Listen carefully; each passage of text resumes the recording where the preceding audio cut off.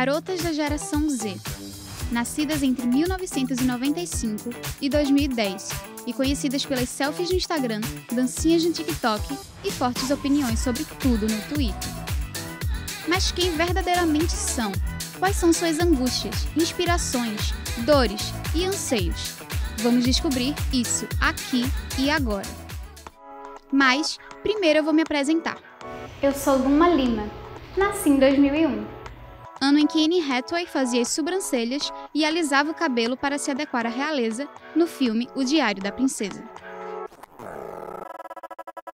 Confesso que lá no fundinho, até os meus 15 anos, eu guardava viva dentro de mim a esperança de que a minha avó, Rainha de Genóvia, iria aparecer e me transformar numa princesa.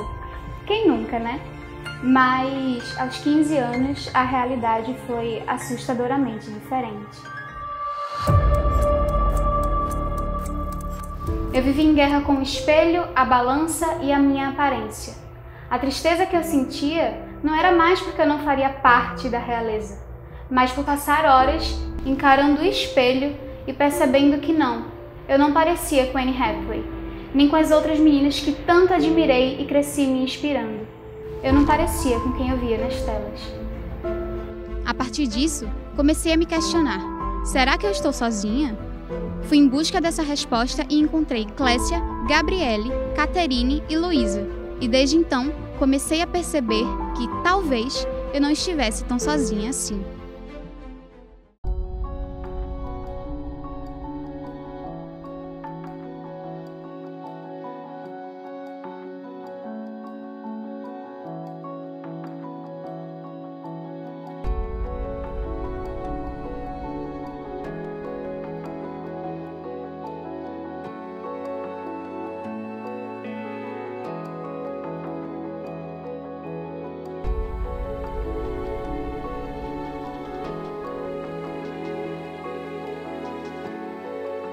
Você me considera bonita? Me considero. Muito, inclusive. Tem dias que sim, tem dias que não. Vai depender do meu humor. Se eu me considero bonita, não. Tem dias que eu tô muito bem, mas tem dias que eu fico, poxa, eu deveria, ter foco, ter disciplina de querer mudar, de emagrecer, de fazer alguns procedimentos estéticos, mas tem dias que, tá tudo bem, eu sou saudável. Por exemplo, você come uma coisa e você acha que você engordou os 10 quilos que você perdeu naquele momento, né? E também você não se vê da forma que você é, né? Você, tem essa distorção de imagem, de fato. E que muda muito, muito fácil. Você se vê bonita em um dia e no outro você não se vê mais. Desde a antiguidade, o culto ao belo faz parte da dinâmica social.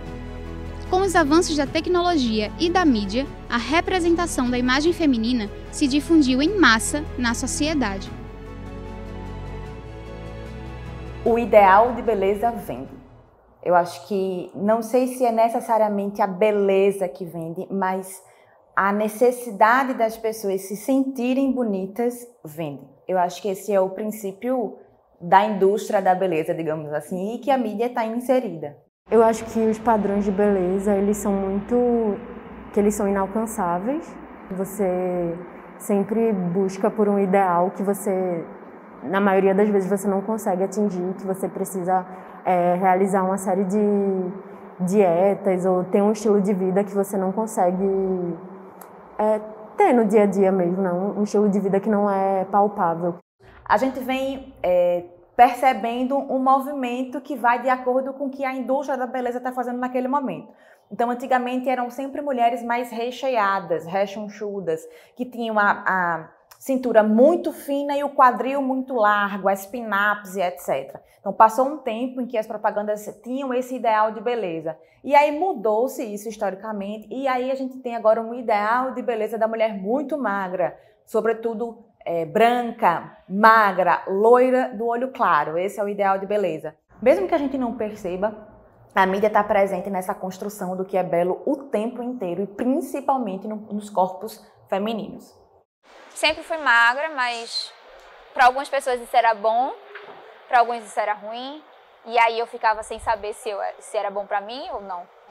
Eu sou magra demais. Eu não enxergava uma pessoa, ela é feia porque tal coisa. Mas ela é bonita porque ela é branca e ela tem o cabelo liso e tão ótimo.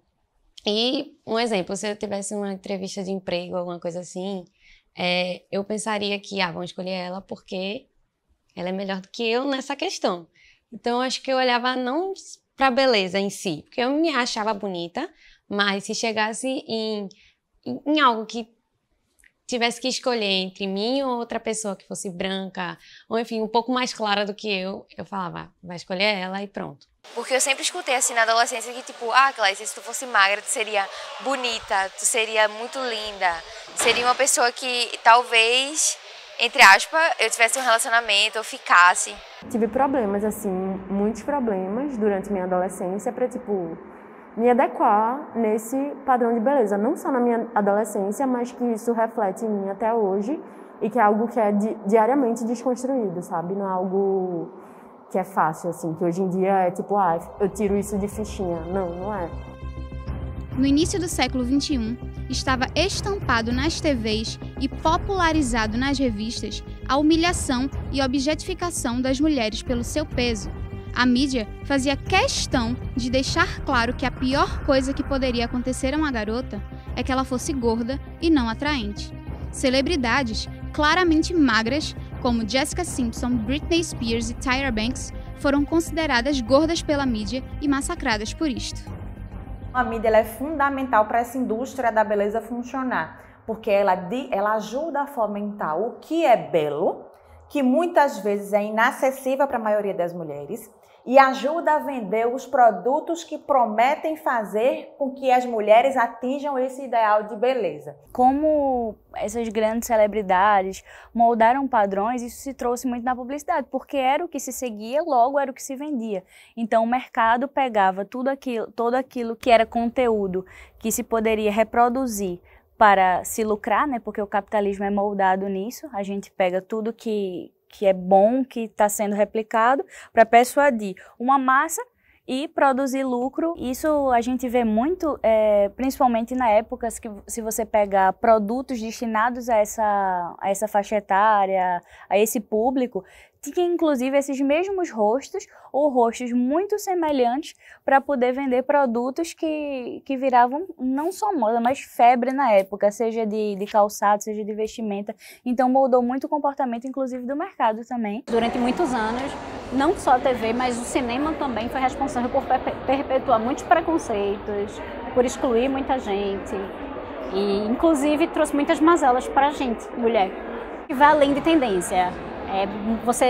Meio que eles definem o que vai ser moda, meio que definem o que eles querem perpetuar e começam a criar. E aí isso pode ser muito injusto, porque exclui muita gente, exclui muitos grupos, e foi o que aconteceu durante muitos anos. Quando a gente olha para a TV, a gente via muito meninas, sim, magras, isso aí eu sempre vi, mas sempre loiras, olhos azuis, sempre com a vida muito perfeita, a pele perfeita, e que na realidade não é assim. Então eu sempre ficava, nossa, vou ter isso quando eu crescer. E aí chegou a fase adulta e eu fiz, não foi assim. Tanto que hoje, por um período, eu tive que fazer terapia para me entender melhor, porque foi um pouco frustrante. Já desejei muito ser magra, ser muito, tipo assim, ser o padrão, de verdade. Mano, todo mundo mudou e eu não vejo que eu mudei. Continuei sendo gorda, né? E isso me choca um pouco, mas nada que eu não busque, tipo, transformar isso ainda, sabe? Eu tento me aceitar, tipo, não, eu sou assim e etc, mas eu ainda busco isso, sabe? Os danos psicológicos que podem vir ser causados por essa disfunção em relação à imagem são justamente a gente partir de um quadro de ansiedade mais simples, onde tem alguns comportamentos isolados, a um transtorno um pouco mais severo, como vindo ao agravamento dessa ansiedade para um transtorno de pânico, ou até mesmo um quadro vindo de um transtorno alimentar. Já tive transtorno alimentar, já tive bulimia e já tive anorexia, de passar muito tempo assim sem comer, para ter essa cintura, sabe, esse corpo assim seco e, sabe? Queria tipo só ser magra, sem nada, sabe, tipo nada, nenhuma carne no corpo, tipo só um esqueleto, sabe? Um relatório da Common Sense Media, publicado em 2015, baseado em uma revisão de estudos existentes sobre imagem corporal e mídia, apurou que entre 1999 e 2006, as hospitalizações por transtornos alimentares nos Estados Unidos aumentaram 119% entre as crianças com menos de 12 anos de idade. Essa é só mais uma das pesquisas que comprovam que a exacerbação da busca pelo padrão estético, instaurado nos anos 2000, teve um papel central no aumento do número de casos de transtornos alimentares e de imagem. Eu tinha um grupo de amigos e eles tinham esse mesmo problema. E era algo que a gente reforçava entre si, porque a gente queria ficar magro, a gente queria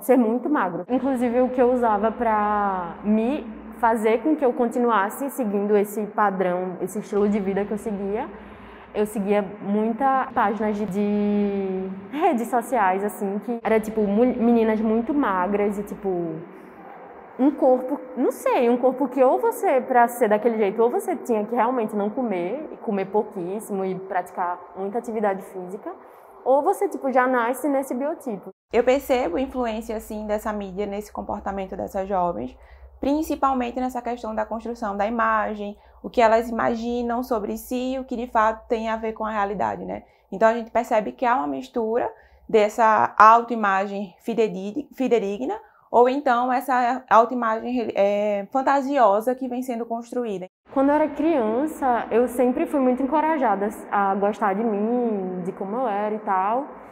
Só que aí foi chegando uma idade que eu percebi que eu não podia, que as pessoas estavam me julgando porque eu estava engordando, tipo, tá cheinha. Antes era fofinho, bonitinho, engraçadinho. E aí chega um momento que é tipo, tá gorda, tá mal feita, sabe?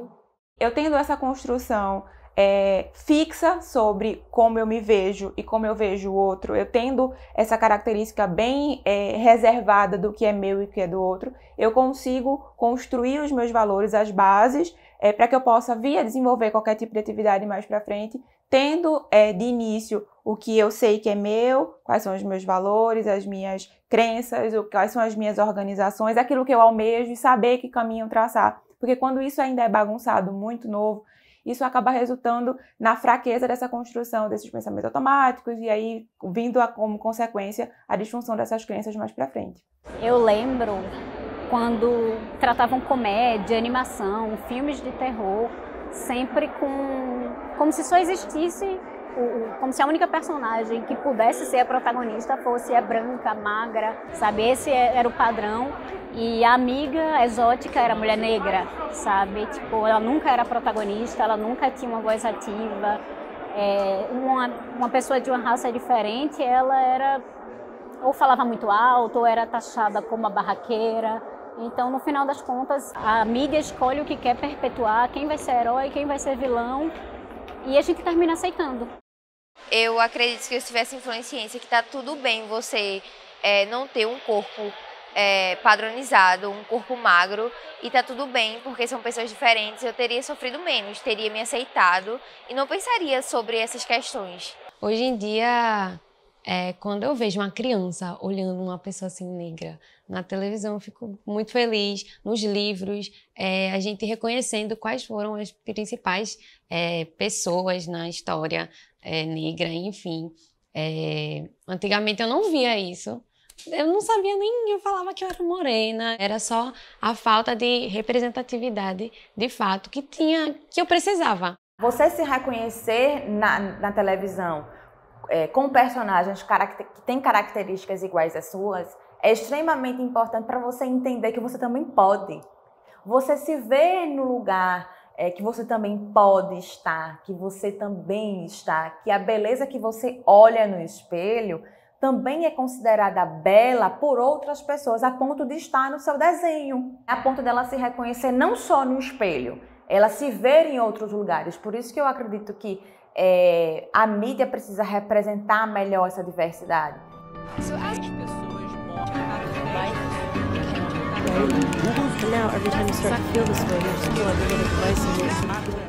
nós somos o que consumimos, em termos de cultura e o que a gente consome em termos de mídia. A gente teve uma migração desse poder de impacto na construção da identidade feminina quando a gente fala de comunicação e de mídia de uma maneira geral, que eu acho que antigamente era muito da televisão e das revistas femininas. E a gente teve não digo uma migração completa, mas eu acho que a entrada da internet, sobretudo com as redes sociais, mudou um pouco esse foco. Eu acho que ela tem um papel muito importante nessa formação da identidade da gente de uma forma geral, não só com a beleza.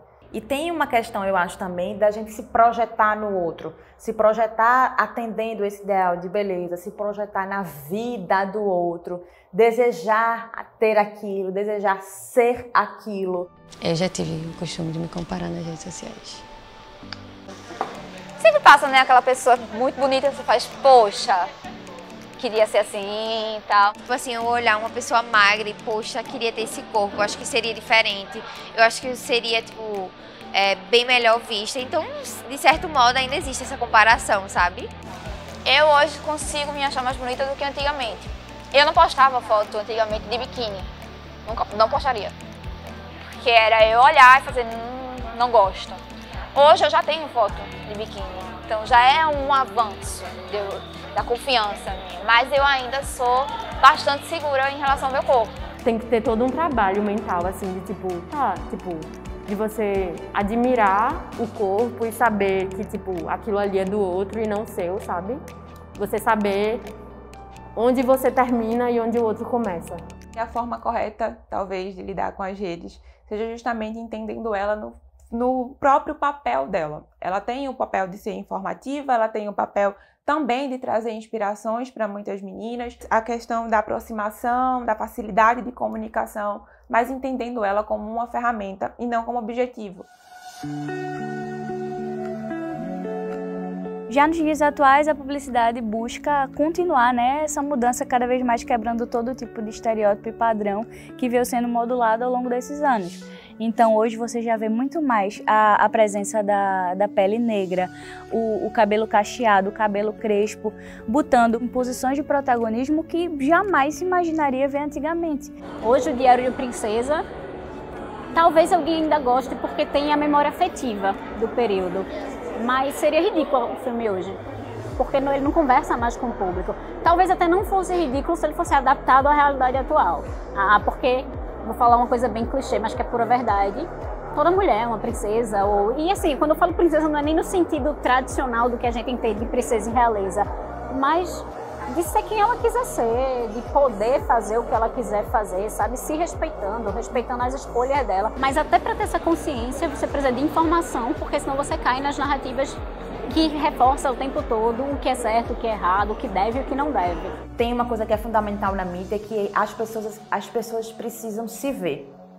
E cada vez mais as pessoas tendem a querer se ver muito mais próximas do que elas são de verdade e se veem fora da mídia. Então, se elas não se veem, essa mídia, de uma forma geral, ela perde credibilidade, ela perde espaço.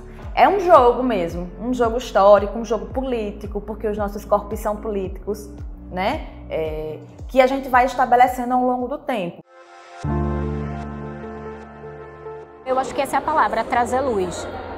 A crítica de cinema, ela faz isso há algum tempo já, só que ela não tem a força que o cinema tem, né? Então, o cinema ele tem esse poder de trazer luz para algumas histórias. Eu ainda acho que tem muito a mudar. Eu ainda acho que tem muita gente fazendo cinema sem a delicadeza possível. Hoje, vê filmes com uma conscientização maior. Então, eu acho que houve, de fato, essa tendência, essa conscientização das pessoas mesmo, de que as coisas precisam mudar, precisam ser diferentes. A gente precisa ouvir os outros e fazer filmes sobre isso, fazer filmes sobre outras pessoas, sem ser sobre o centrinho ali, sabe? A gente teve evolução nessa imagem midiática da mulher, mas a gente ainda precisa caminhar muito, porque a gente precisa enxergar a mulher como gente. A gente precisa fazer esse exercício histórico, político, social, de colocar a mulher como ser humano. E quando isso acontecer, aí sim, a gente vai estar muito mais perto de ter uma imagem midiática da mulher perto do real e do ideal, eu diria.